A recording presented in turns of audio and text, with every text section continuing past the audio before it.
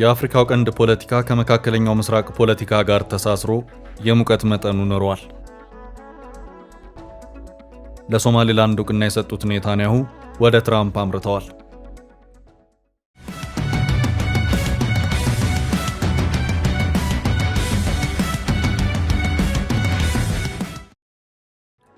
የእስራኤል የሶማሊያ እውቅና በአፍሪካው አዲስ የፖለቲካ የኃይል አሰላለፍን እንደሚያስከትል ተንታኞች እየተናገሩ ነው። Israel has become the first country to formally recognize Somaliland as an independent and sovereign state, a move that could alter the political dynamics. የአረቡ ዓለም በእስራኤል አካሄድ እየተናወጠና እየተራወጠ ነው። نتنياهو يقتحم القارة الإفريقية هو أمر أثار رفض عدة دول. مصر وتركيا وجيبوتي والصومال أعلنت رفضها القاطع للاعتراف الإسرائيلي بإقليم سوماليلاند كدولة ذات سيادة. نقلت معاريف عن مسؤولين إسرائيليين قولهم إن الاعتراف بأرض الصومال يمنح إسرائيل عمقاً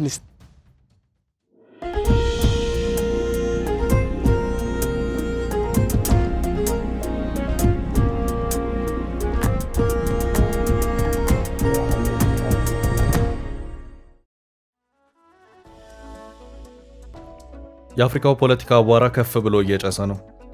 የመካከለኛው ምስራቅ ፖለቲካ እርስ በርሱ ተዛዝሎ ወደ ኢትዮጵያ፣ ሶማሊያ፣ ኤርትራ፣ ጅቡቲና ሱዳን ወዳሉበት የአፍሪካው ቀንድ ቀጠና ጓዙን ጠቅልሎ በመግባት ላይ ይገኛል። በእስራኤልና ፍልስጤም ዙሪያ የሚያጠነጥነው የመካከለኛው ምስራቅ ፖለቲካ አሜሪካንን፣ ምዕራብ አውሮፓን አጠቃሎ የመካከለኛው ምስራቅ አረብ ሀገራትን እስከ ቱርክና ኢራን ድረስ በመዝለቅ አለፍ ሲልም ሩሲያንና ቻይናን ሳይቀር የሚነካካ የተጠላለፈ ጂኦፖለቲካ ሆኖ ይታያል። ይህ ለዓመታትም እየተንተከተከ መብረድ ያልቻለ የፖለቲካ እሳተ ገሞራ አሁን ደግሞ አድማሱን በማስፋት የኢትዮጵያ መገኛ የሆነው የአፍሪካውን ቀንድ ጭምር አካቶ የሚይዝበትን መልህቅ መጣል ጀምሯል። ቱርክና ግብጽ በሶማሊያ ጉዳይ አለን ብለው ወጣ ገባ እያሉ ነው። ሩሲያ፣ የተባበሩት አረብ ኤምሬት፣ ቱርክና ሌሎች ሀገራትም የሱዳን ጉዳይ ያገባናል ብለው በስራ ላይ ይገኛሉ።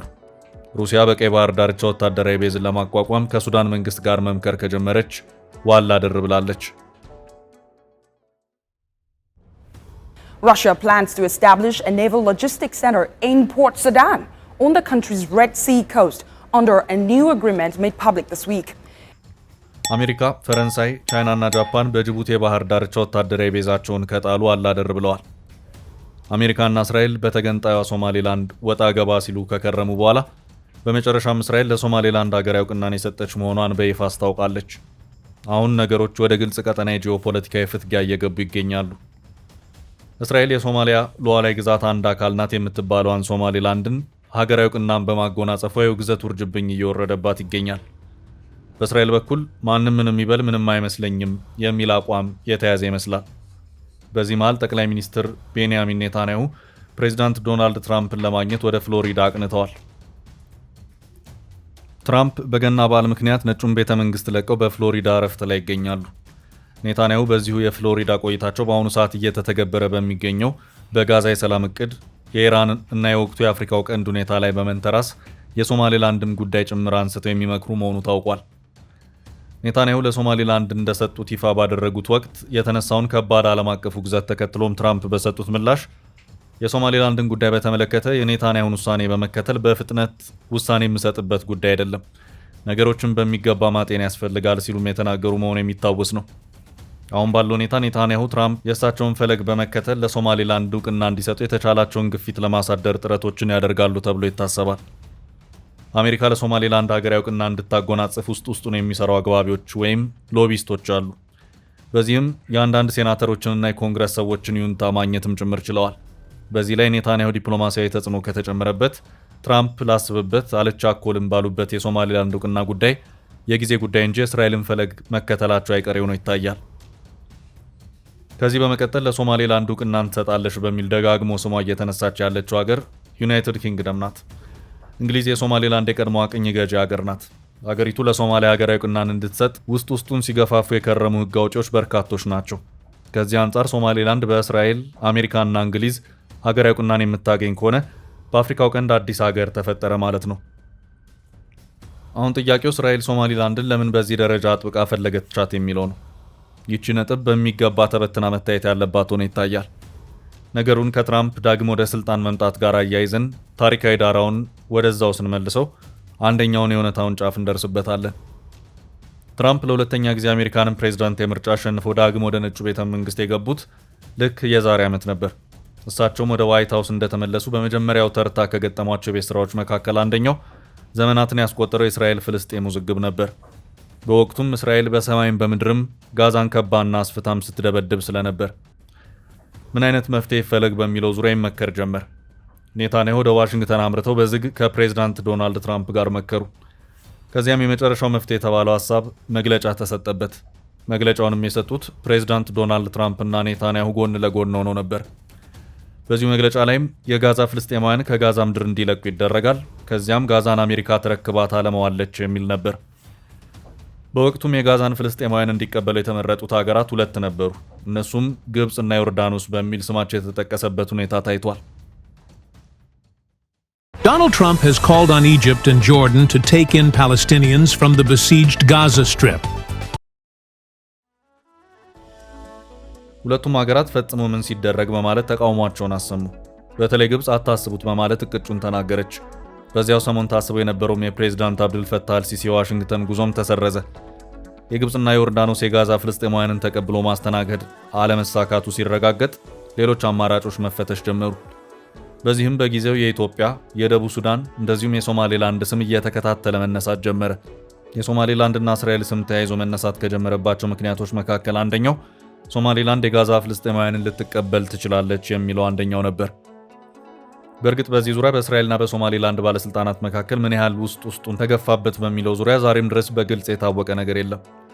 ለማንኛውም እስራኤል ሶማሌላንድ በጥብቅ ስትፈልግባቸው ከነበሩት ወሳኝ ምክንያቶች መካከል አንደኛው ተደርጎ ሊወሰድ የሚችለው ምክንያት ይኸው የጋዛ ፍልስጤማውያንን ተቀብሎ የማስፈር ጉዳይ ነው። ይህ የትራምፕና የኔታንያሁ እቅድ ከፍ ያለ ዓለም አቀፍ ተቃውሞ ስለገጠመው ትራምፕ የጋዛ ፍልስጤማውያንን ወደ ተለያዩ ሀገራት መበተን የሚለውን እቅዳቸውን በመሰረዝ በአዲስ ሀሳብ ተከሰቱ። እሱም ፍልስጤማውያኑ በዚያው ባሉበት እንዴት ሰላም ይስፈን በሚለው ዙሪያ ያጠነጠነ ነበር። ይህ ሁለተኛው የትራምፕ እቅድ ተቀባይነትን አግኝቶ ትራምፕን ጨምሮ የበርካታ ሀገራት መሪዎች ግብጽ ሻርም አል-ሼክ ላይ ይፋዊ ፊርማ ስነ ስርዓትም የተካሄደበት ሁኔታ ታይቷል። እናም የጋዛ ፍልስጤማውያንን በየሀገራቱ መበተን የሚለው እቅድ በግብፁ ሻርም አል-ሼክ የሰላም ስምምነት ቀሪ ስለተደረገ እስራኤል ወደ ኋላ ተመልሳ የጋዛ ፍልስጤማውያንን በሶማሊላንድ ለማስፈር ታስባለች ተብሎ አይታሰብም። ከዚህ ውጭ በሁለተኛ ደረጃ እስራኤል ሶማሊላንድን አጥብቃ የምትፈልግበት አንድ ወሳኝ ነጥብም አለ። እሱም ከኢራን ጋር በተያያዘ ነው። ኢራን ለአፍሪካው ቀንድና ለቀይ ባህር ሩቅ ሀገር ናት። በአንጻሩ እስራኤል በአጭር ርዝመትም ቢሆን የቀይ ባህር ተጋሪ ከሆኑት ሀገራት መካከል ናት። ኢራን በምዕራብ እስያና በመካከለኛው ምስራቅ እንደዚሁም በአውሮፓ መሃል የምትገኝ በካስፒያን ባህርና በፐርሺያ ሰላጤ የምትገኝ ሀገር ናት። ግን ደግሞ በአፍሪካው ቀንድና በቀይ ባህር አካባቢ ጉዳይ ያለኝ የምትል ሀገር ናት። ከሩቁ የፐርሺያን ሰላጤ ተነስታ የቀይ ባህርን ወሽመጥ በማቋረጥ በቀይ ባህር ጥግ የሚገኙትን የየመን ሁቲ ታጣቂዎች እስከ ሚሳኤል ድረስ ያስታጠቀችበት ሁኔታ ታይቷል። በዚህም የየመን ሁቲ ታጣቂዎች እስራኤልና ኢራን አንገት ለአንገት በተናነቁበት ወቅት እስራኤል ላይ ደጋግመው ሚሳኤሎችን አስወንጭፈዋል። እስራኤልም በአየር ኃይሏ እየደጋገመች የመንን ደብድባለች። እናም እስራኤል የኢራንን ወደ ቀይ ባህር የመጠጋት እቅድን አስቀድሞ ለመከላከል የግድ ከአንደኛው የቀይ ባህር ሀገር ጋር በመነጋገር ጠባቡን መተላለፊያ መቆጣጠር ይኖርባታል። ለዚህ ወሳኝ ሊባሉ የሚችሉት ሀገራት ጅቡቲ፣ ኤርትራና ሱዳን ናቸው። ሶስቱም ሀገራት ለእስራኤል መሰል የቀይ ባህር ዳርቻን የመፍቀድ ፍላጎት ያላቸው አይደሉም። ከዚህ ውጭ በህንድ ውቅያኖስና በቀይ ባህር መጋጠሚያ ላይ የምትገኘው ሶማሊላንድ አንደኛው የእስራኤል አማራጭ ናት። እናም ነገሩ ሰጥቶ መቀበል በመሆኑ ፈረንጆቹ እንደሚሉት ነፃ ምሳ ወይም ፍሪ ላንች የለም። እስራኤል ብዙ ርቀት ተጉዛ ለሶማሊላንድ ሀገራዊ እውቅና ስትሰጥ፣ በሌላ አቅጣጫ ደግሞ እሷ በምላሹ ከሶማሊላንድ ምን ታገኛለች የሚለው ወሳኙ ነጥብ ነው። አሁን ባለው ሁኔታ ሚዛን እየደፋ ያለው የሶማሌላንድ የእስራኤል ገጸ በረከት በቀይ ባህር ዳርቻ ለእስራኤል ወታደራዊ ቤዝን መፍቀድ ነው። ይህም ለኢራን ከባድ ራስ ምታት ነው። እስራኤል በሶማሌላንድ ቀይ ባህር ዳርቻ ወታደራዊ ቤዝን አገኘች ማለት ወደ የመን በሚጓዙት የኢራን መርከቦች አንገት ላይ ቆመች ማለት ነው። ከዚህ ውጭም ሌላኛዋ በዚሁ የእስራኤል ሶማሌላንድ ግንኙነት ተጎጂ የሆነችው ሀገር ቱርክ ናት። ቱርክ አውሮፓዊት ሀገር ናት፣ ግን ደግሞ ከእስራኤል ጋር ያላት ግንኙነት በጠላትነት የመፈላለግ ሆኖ ይታያል። ሁለቱን ሀገራት አይጥና ድመት እንዲሆነ ያደረጋቸው እስራኤል በፍልስጤማውያን ላይ ከምትወስድ ወታደራዊ እርምጃዎች ጋር በተያያዘ ነው። እስራኤል እንደ አውሮፓውያን አቆጣጠር በ1948 በአዲስ መልኩ ስትመሰረት በቅድሚያ እውቅና ከሰጡት ሀገራት መካከል አንዷ ቱርክ ነበረች። ከዚያ በኋላም ሁለቱ ሀገራት ጠንካራ ግንኙነት ነበራቸው። ሆኖም በፕሬዝዳንት ረሲብ ጣይብ ኤርዶጋን ዘመን የሁለቱ ሀገራት ግንኙነት ከመበላሸቱም በላይ በጠላትነት እስከ መፈላለግም ደርሰዋል። በዚሁ ሂደት ውስጥ ሶማሊያና ቱርክ ጠንካራ ግንኙነት ያላቸው ሀገራት ከሆኑ አላደር ብለዋል። ቱርክ በሶማሊያ ዘርፈ ብዙ የኢኮኖሚ ጠቀሜታ እያገኘች ነው። በህንድ ውቅያኖስ ያለውን የሶማሊያ አሳ ሀብት በስፋት እያጋዘችም ትገኛለች። ቱርክ ከዚህም በተጨማሪ በዚያው የባህር ዳርቻም ነዳጅ አግኝቻለሁ ስትል ያስታወቀች መሆኗ አይዘነጋም። እስራኤል ከጊዜ ወደ ጊዜ እየጠነከረ የመጣውን የሶማሊያ ቱርክ ግንኙነት አልወደደችውም። እናም ከኢራን በተጨማሪ እስራኤልን ወደ ሶማሊያ እንድትሳብ ካደረጓት ምክንያቶች መካከል ሊጠቀስ የሚችለው ምክንያትም የቱርክ ጉዳይ ነው የሚሉ ትንታኔዎችም ጭምር እየተሰጡበት ይገኛሉ። የእስራኤል ቀንደኛ ባላንጣ የሆነችው ቱርክ በሶማሊያ ምድር ግዙፍ ወታደራዊ ቤዝን እየገነባችና የሚሳኤል ሙከራዎችን ማድረግ መጀመሯ እስራኤል እርምጃ ወስዳለሁ ወደሚለው ከባድ ማስጠንቀቂያ እንድትገባ ያደረጋት መሆኑን ሰሞኑን የካብ ቲቪ ዘገባ ያመላከተ መሆኑ አይዘነጋም። The arrival of Turkish ballistic missiles in Somalia is the latest chapter in a relationship built over more than a decade. በዚህም የእስራኤል መንግስት ዓለም አቀፋዊ ጉዳዮች አማካሪ የሆኑት ሻይጋል ከአንድ ሳምንት በፊት የሶማሊያ ባለስልጣናትን በጥብቅ ያስጠነቀቁ መሆኑን ይሄው የካብ ቲቪ ዘገባ ያመላከተበት ሁኔታ ታይቷል። እንደ ዘገባው ከሆነ ሻይጋይ በዚሁ ማስጠንቀቂያቸውም ለብዙ ዓመታት እስራኤል ኢራንን አታጠቃም የሚል ግምት ነበር። ሶማሊያ ደግሞ ከኢራን አንጻር ብዙም ከኛ የምትርቅ አገር ስላልሆነች ርቀት አይገድበንም የሚል መልእክትን ያስተላለፉ መሆኑ ታውቋል። ይሄው የማስጠንቀቂያ መልእክትም የተላለፈው በዚያው በሶማሊያ ባህር ዳርቻ ወታደራዊ ቤዟን እየገነባች ላለችው ቱርክ መሆኑን ይሄው ዘገባ አመልክቷል። ቱርክ ሶማሊያ ውስጥ ምን እያደረገች እንደሆነ አይናችንን ከፍተን አንድ ባንድ እየተከታተልን ነው። ቱርክ በሶማሊያ ወታደሮችን ከማሰልጠን ጀምሮ እስከ ሚሳኤል ሙከራዎች ድረስ የዘለቁ ስራዎችን እየሰራች እንደሆነ እናውቃለን ሲሉም አስታውቀዋል። እንግዲህ እስራኤል ለሶማሌላንድ እውቅናን የሰጠች መሆኑ የተመላከተው እስራኤል ከቱርክ ጋር በተያያዘ ለሶማሊያ ሰጠች የተባለው ማስጠንቀቂያ ይፋ በሆነ በሳምንታት ልዩነት ነው። እናም እስራኤል ቱርክ ወታደራዊ መልቋን ከጣለችበት የሶማሊያ ምድር ጎን ሶማሊላንድን የመፈለጓ ሌላኛው ምስጢር ቱርክ ልትሆን ትችላለች የሚል የትንታኔ ሚዛንም እንደዚሁ ውሃ የሚያነሳው ነው ይታያል። እናም ይሄ ጉዳይም ቢሆን እስራኤል ሶማሊላንድን አጥብቃ እንድትፈልጋት ያደረገ ሶስተኛው ምክንያት ተደርጎ ሊጠቀስ የሚችልም ነው።